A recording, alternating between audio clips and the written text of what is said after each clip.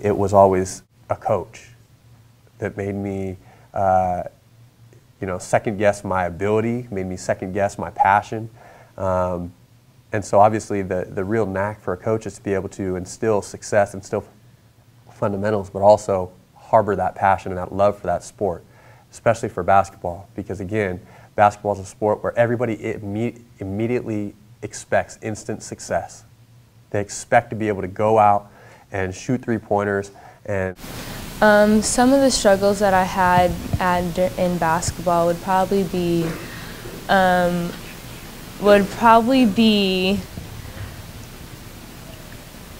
I would say confidence, because in AAU I was always considered like the underdog, and so when I came my first practice freshman year, the coach didn't know me, so it was kind of hard that she said she didn't even notice me, and then so that kind of made me work harder. But then these past 4 years I've really struggled with confidence and stuff, and I always, all the time, I would always think that I would always go through pain, like I would literally be on the bench crying. I would literally be I had mental breakdowns all the time, and I really had to focus on being mentally tough. And I actually would think about not playing basketball. I needed to be yelled at, because if you weren't yelling at me, then I obviously wasn't doing anything wrong in my mind. Basketball, for me, it wasn't so much the way that they approached coaching, it was the way that they approached the opportunity to play.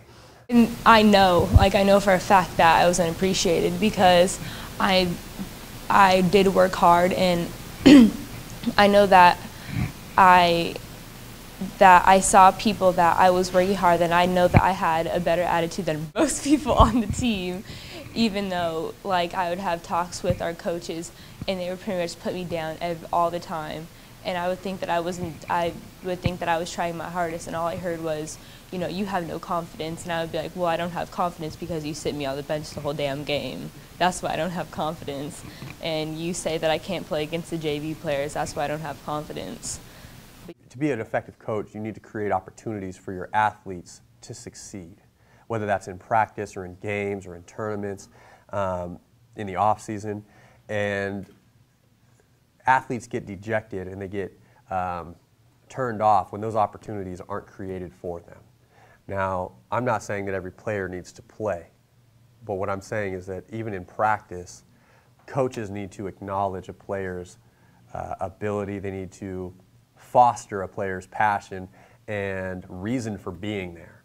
So if a player isn't playing, or if a player isn't even being acknowledged or talked to at practice about how they can become better, then there's really no reason for a player to feel as if they're contributing.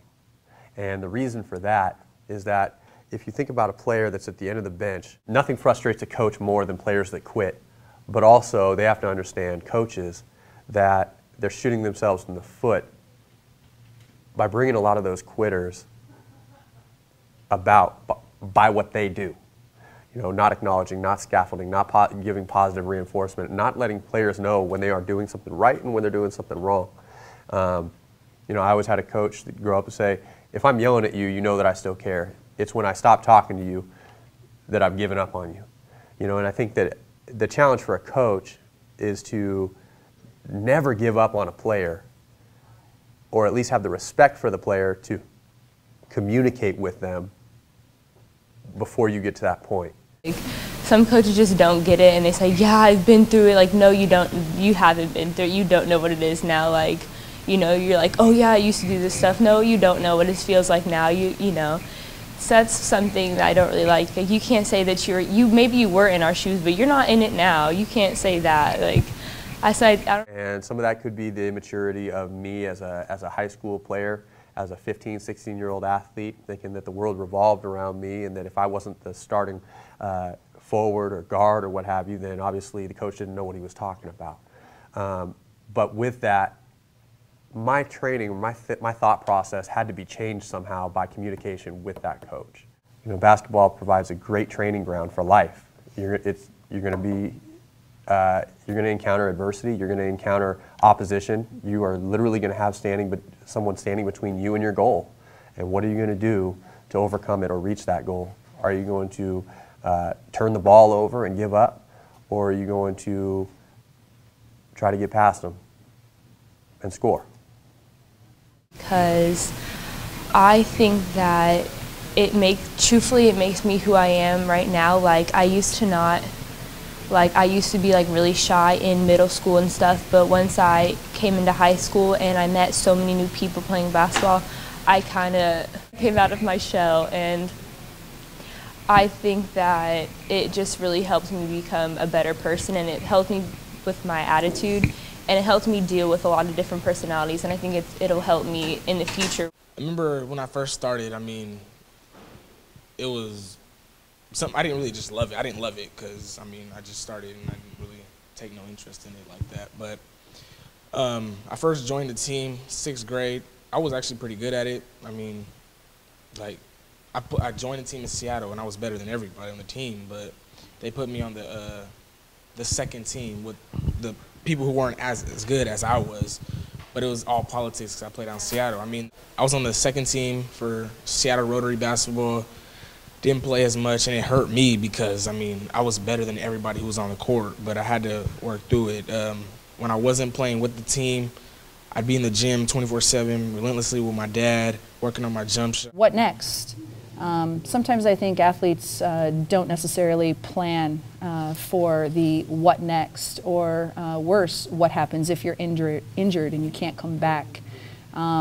Sometimes sport is so much of an identity that when you get to a crossroads in your life where you have to make a decision, that decision can sometimes be incredibly fatal.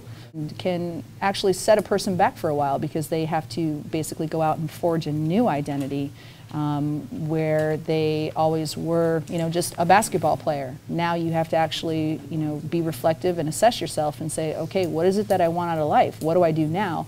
After basketball. In their head, they develop the thought process that yes, they can get to that elite level. And then they realize after a while that that elite level is not attainable for them. So what do you do once you've put all in this time and effort and money and you realize you're not going to play at the elite level? What do you do then? How do you define yourself? How do you see yourself? And what is it that you really truly want? And sometimes a kid realistically doesn't know what they want until they've either experienced some hardships, the sport has been taken away from them due to monetary aspects, cut in play time, or just injury, and they have to reinvent themselves again. Sport, because it's become your identity, and without it you don't know who you are, is something completely and totally different. And so it's important, I think, for an athlete these days to reflect upon what it is they actually want out of life and what their goal is. Some clubs, because they realize that the potential is there for every kid to attempt to reach a hoop dream, but the likelihood of it is that they need other skill sets to be able to be successful in the world after that hoop dream passes for them. Con los terroristas.